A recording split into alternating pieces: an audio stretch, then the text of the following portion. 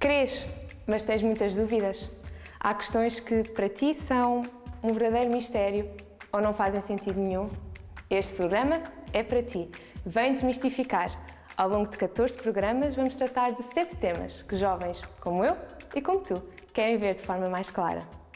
Hoje vamos desmistificar a bioética. Eu sou a Maria Felício e estarei com o Padre José Nuno Silva. E este é o Take On.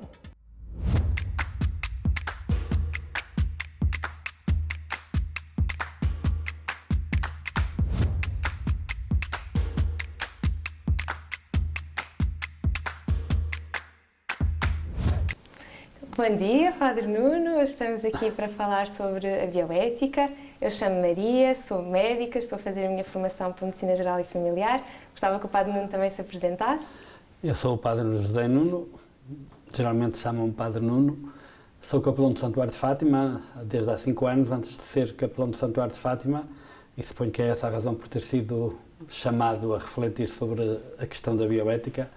É que fui capelão do Hospital de São João, no Porto. Em razão de ser capelão, senti necessidade de estudar para entender a linguagem de um mundo que para mim era completamente estranho. E estudei bioética concretamente e fiz um doutoramento sobre a antropologia da morte, que fez de mim professor da Faculdade de Medicina da Universidade do Porto, onde ainda ontem passei o dia a dar aulas. E suponho que esses são os atributos que são relevantes para situar porque é a mim que vós chamais para vir aqui desmistificar. Desmistificar. E hoje estamos aqui, por falar em formação, estamos precisamente no Seminário Diocesano de Leiria, que é um lugar onde antes se formavam sobretudo sacerdotes e hoje em dia é uma escola para os leigos. E isso também nos faz de ponto aqui para o nosso tema da bioética. A bioética é também isto, não é? Estudar, pensar, refletir de onde viemos, para onde estamos e para onde é que vamos.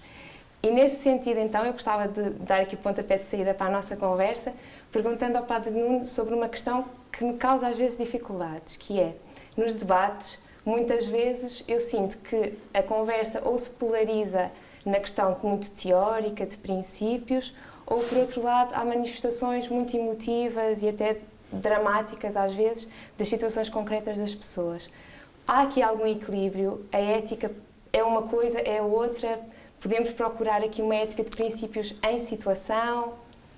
Maria, tu disseste nesse longo enunciado com que inicias este diálogo, disseste dois verbos importantes no contexto da bioética, que é pensar e refletir. Nós podemos pensar refletidamente ou podemos pensar reativamente.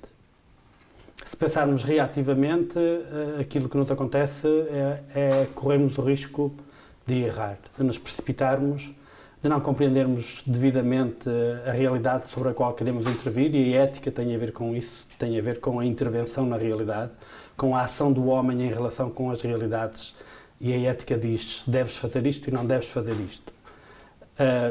Para se chegar a esta definição, para se chegar à compreensão daquilo que devo ou não devo fazer, eu tenho que procurar compreender a realidade como ela é, não apenas como ela me aparece, mas como ela é em si mesma. Isto é, o primeiro princípio para mim, da minha experiência de capelão hospitalar e agora como professor,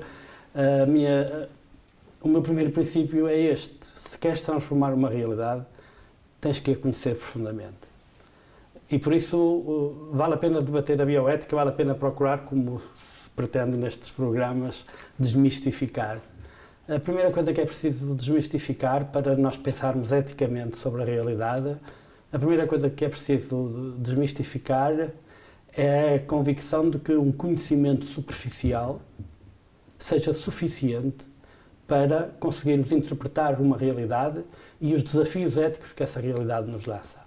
E muitas vezes passamos o tempo a discutir entre isso de uma ética de princípios ou de uma ética de princípios em situação. Nós temos que pensar eticamente nas situações.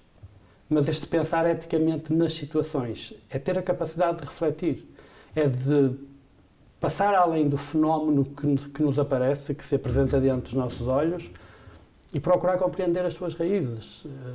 Mas também implica contactar com esse fenómeno, não é? Exatamente. Estar junto. Não, aliás, não é possível conhecer o fenómeno sem contactar. E o que este contacto não pode é ser um contacto superficial, tem que ser um contacto em profundidade, que estuda a realidade histórica na qual estamos a viver e em relação à qual somos chamados a tomar posições éticas. Temos que estudar bem essa realidade, compreender o que ela é, o que é que ela diz, o que é que ela significa, compreender as alterações que houve na história, entretanto, e que o contexto histórico presente é um contexto histórico que, em relação a princípios que eram princípios absolutos, alguns subsistem e não poderão deixar de o ser.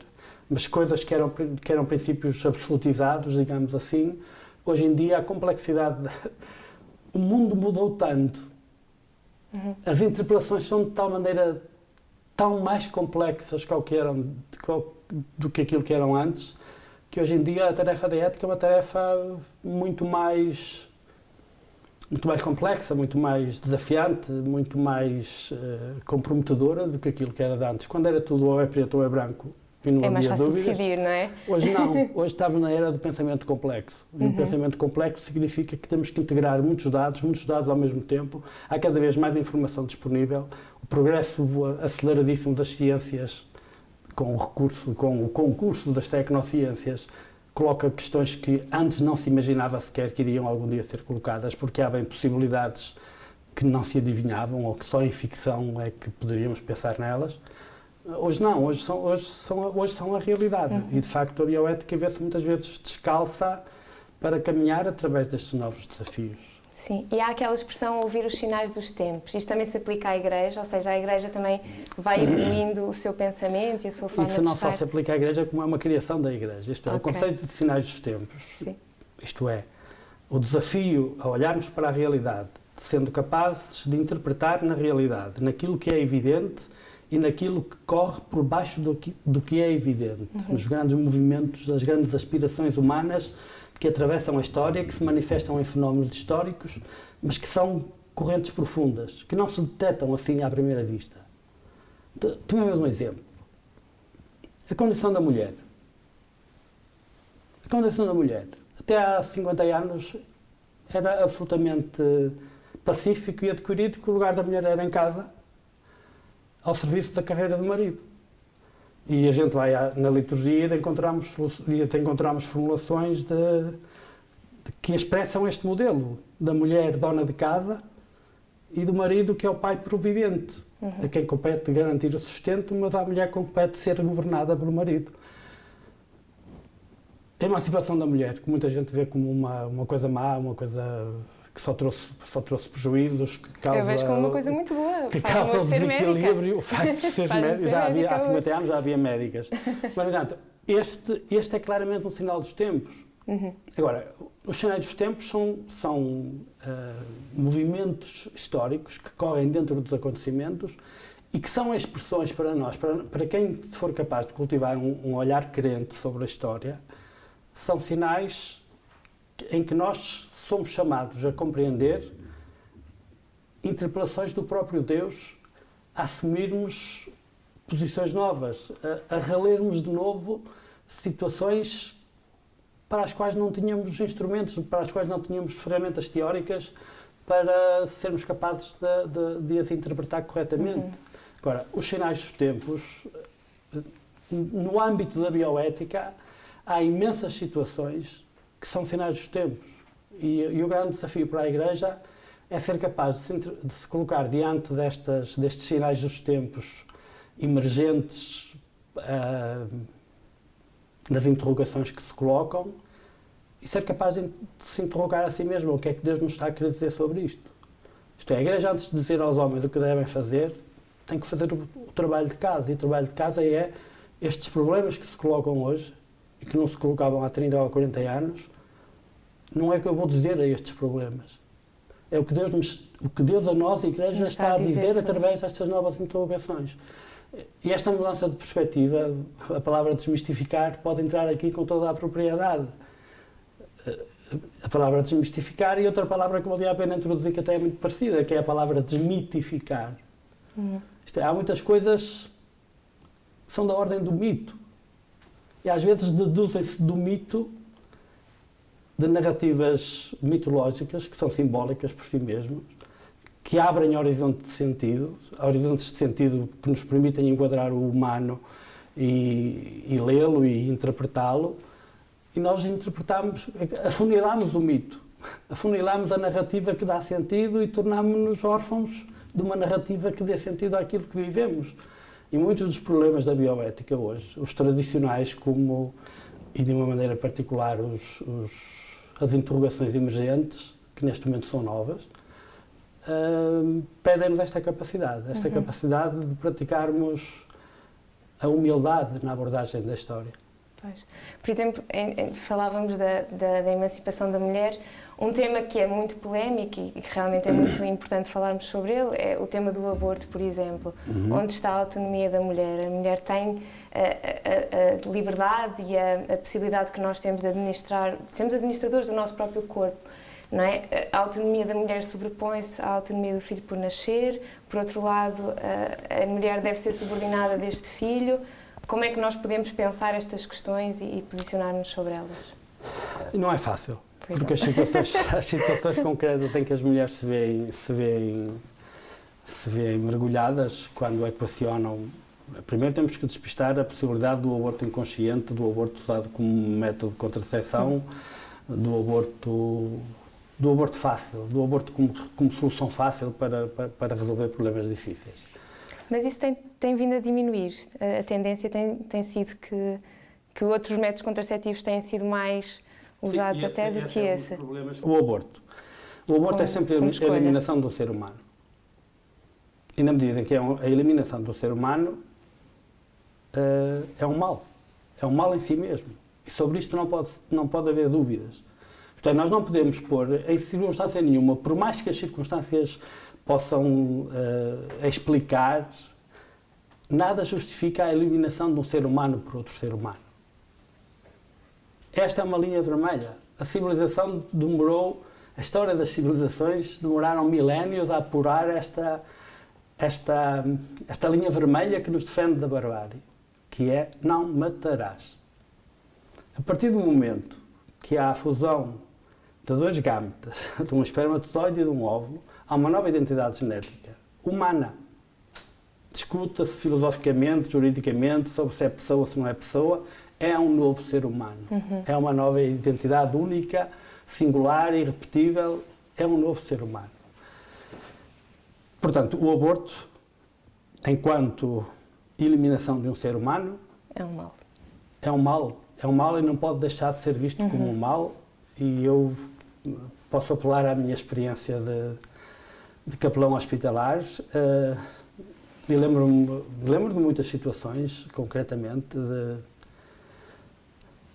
lembro de muitas situações de mulheres de muita idade de quem os maridos, porque era a praxe, isto é, os maridos serviam-se sexualmente das mulheres quando queriam e estabeleciam um número limite de filhos.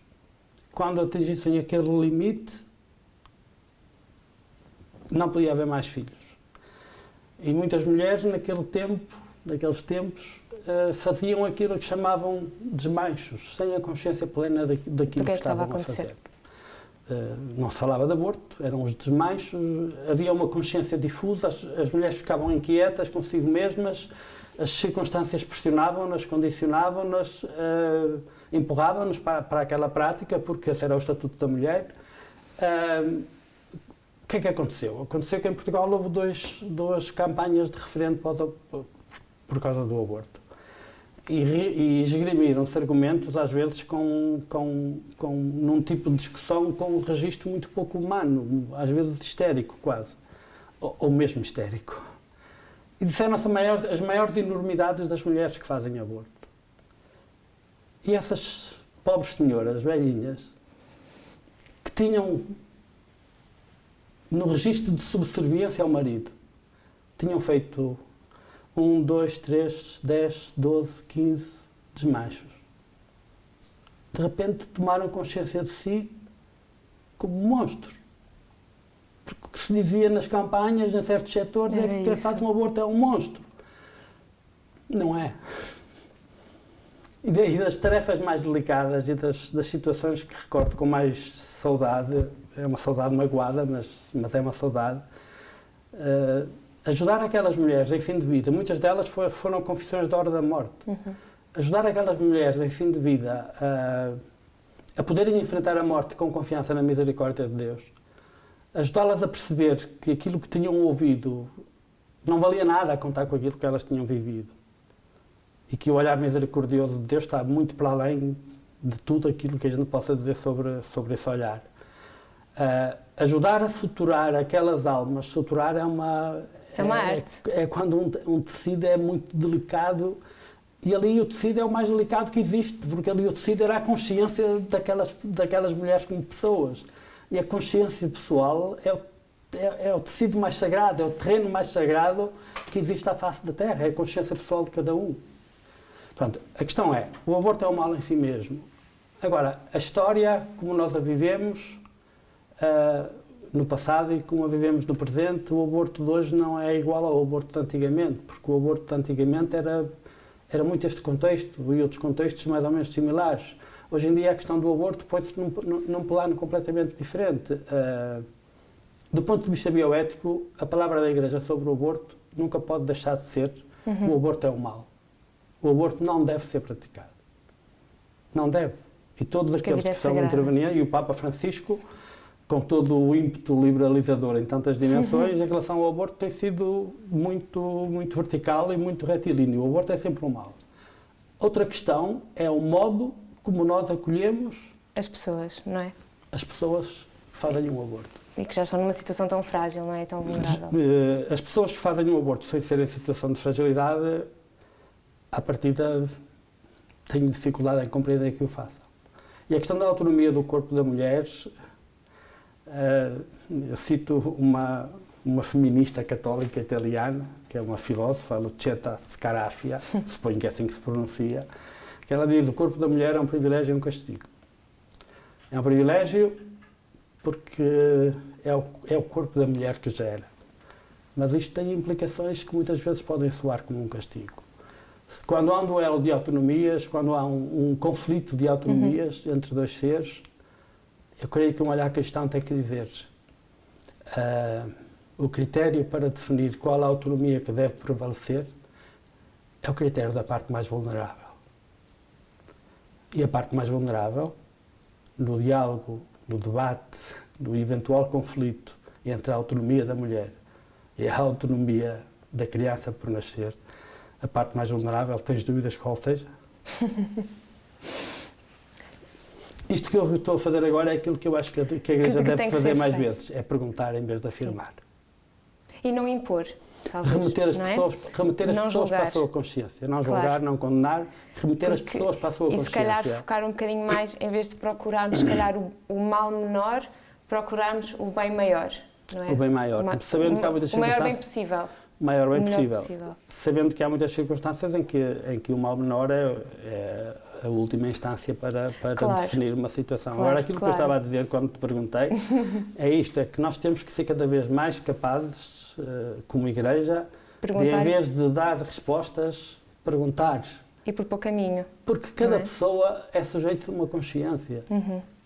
Cada pessoa humana é sujeito de uma consciência. E na voz de cada consciência fala...